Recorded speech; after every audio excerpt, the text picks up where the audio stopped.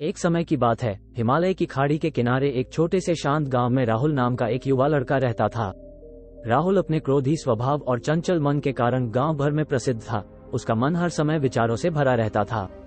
सोचो कि उसके विचारों के तूफान ने उसके मन को एकदम बेचैन कर दिया था। उसके जीवन से शांति मानो गायब हो गई थी और वह हमेशा अपने ही ख्यालों में खोया रहता था और तनावपूर्ण जीवन जी रहा था। उनके अशांत मन और क्रोध के कारण उनके अपने परिवार के सदस्यों और गांव वालों से भी संबंध अच्छे नहीं थे, जिससे वो और भी अधिक अकेला और अपमानित महसूस करने लगा। वो और भी अधिक मानसिक तनाव की स्थिति में चला जाता है। एक समय की बात है, राहुल अपने गांव की गलियों में घूम रहा था। तभी उनकी मुलाकात एक बौद्ध भिक्षु से हुई जो एक पेड़ की छाया के नीचे ध्यान में बैठे थे। बौद्ध भिक्षु के चेहरे से निर्मल शांति की आभा झलक रही थी। इस असीम शांति में राहुल बौद्ध भिक्षु की ओर आकर्षित हुआ। जब राहुल बौद्ध भिक्षु के करीब आया तो उसे अपने आसपास एक सकारात्मक ऊर्जा का एहसास हुआ। भरत को एहसास हुआ कि इस असीम शांति और सकारात्मक ऊर्जा का स्रोत कहीं न कहीं इस बौद्ध भिक्षु के भीतर ही है। इसलिए वो वहीं बैठकर उसकी आंखें खुलने का इंतजार करने लगा। थोड़ी देर बाद जब बौद्ध भिक्षु की आंख खुली तो उसने एक युवा लड़के को अपने सामने बैठा पाया, जो बहुत तनावग्रस्त और नकारात्मक भावनाओं से भरा हुआ लग रहा था। राहुल ने बौद्ध भिक्षु की ओर उदार भाव से देखा और बहुत विनम्रता से कहा, मालिक, मेरा मन बहुत अशांत है और मेरे मन के विचार मुझे खाए जा रहे हैं। मुझे एक पल के लिए भी शांति महसूस नहीं होती। क्या आप मुझे सिखा सकते हैं कि मैं अपने अशांत मन को कैसे शांत करूं? बौद्ध भिक्षु ने राहुल की पीड़ा को समझते हुए करुण दृष्टि से देखा और कहा, मेरे प्यारे बच्चे, मैं तुम्हें एक कहानी सुनाना चाहता हूँ। इस कहानी में मानसिक शांति और खुशी के रहस्य छिपे हैं। क्या आप कहानी सुनना चाहेंगे? राहुल ने हाँ में सिर हिलाया और पूरी एकाग्रता से कहानी सुनने को तैयार हो गया। उनके अंदर जिज्ञासा चरम पर थी। वो कहानी सुनने को बेताब था।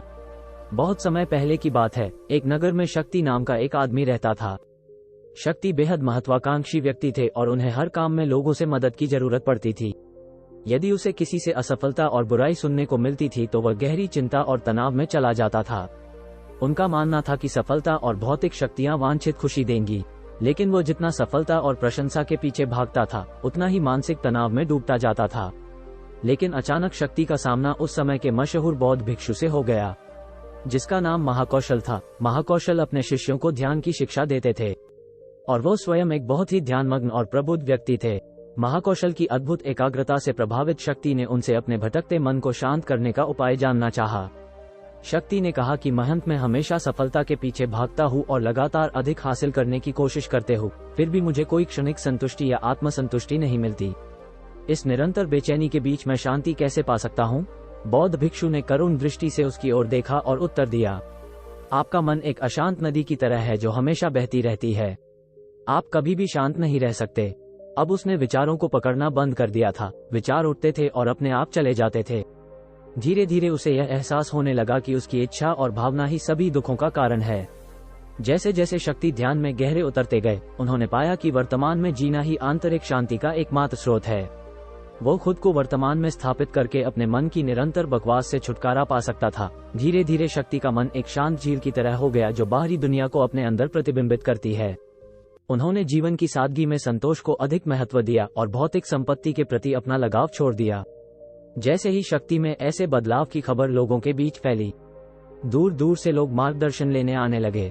लोगों को विचारों को मुक्त करने की कला सिखाना और उन्हें अपने भीतर शांति खोजने के लिए मार्गदर्शन करना, वह लोगों के बीच शांति और ज्ञान का प्रतीक बन गया। शक्ति और साधु की कहानी समाप्त कर महाकौशल बौद्ध भिक्षु कुछ देर के लिए चुप हो गए ताकि इस कहानी का अर्थ राहुल के मन में अच्छी तरह बैठ जाए।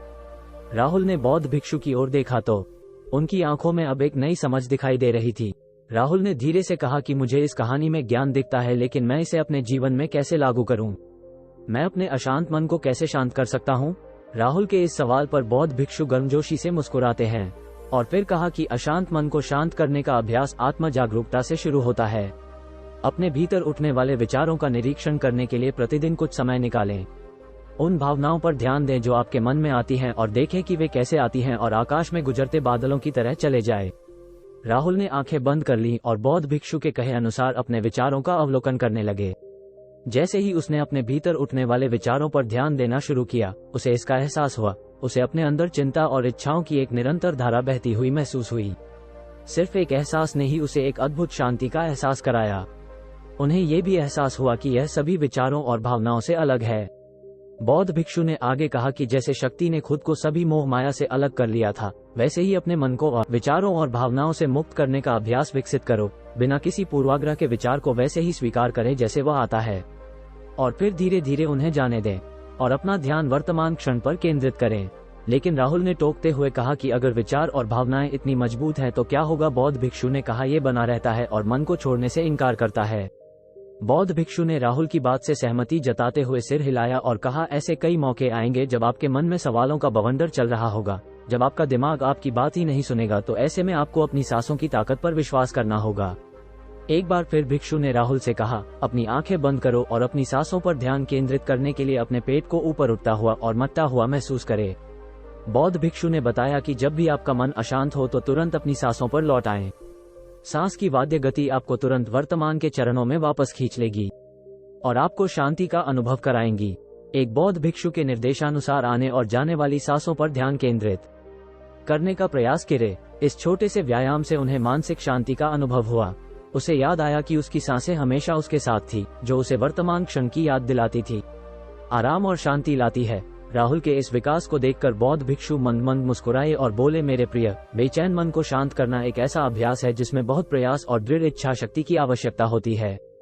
क्योंकि लगातार व्यायाम से मांसपेशियां मजबूत होती हैं, उसी तरह नियमित अभ्यास से मन भी शांत होता है।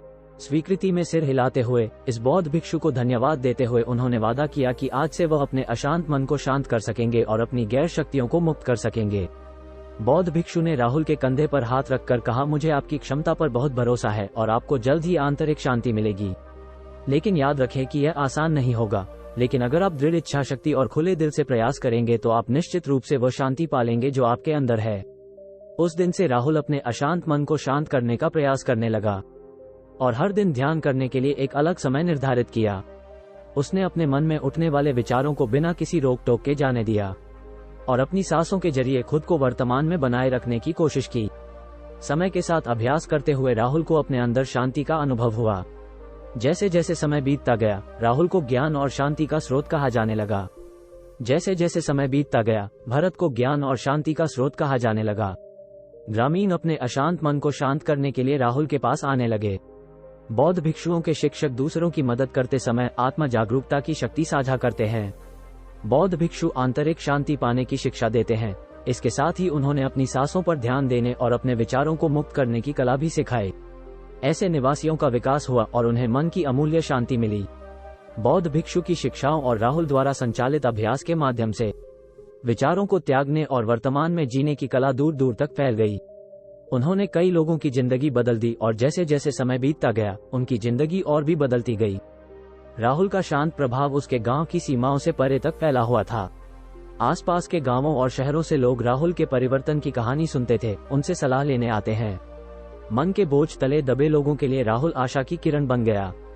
राहुल की शिक्षाएं केवल ध्यान और प्रवचन तक ही सीमित नहीं थीं, बल्कि वह रोजमर्रा के काम जागरूकता के साथ करने पर ज्यादा जोर देते थे। वो लोगों को अपनी भावनाओं के प्रति जागरूक रहने की याद दिलाते थे। अगर आप हमारे इस YouTube चैनल पर नए हैं तो वीडियो को लाइक, सब्सक्राइब और शेयर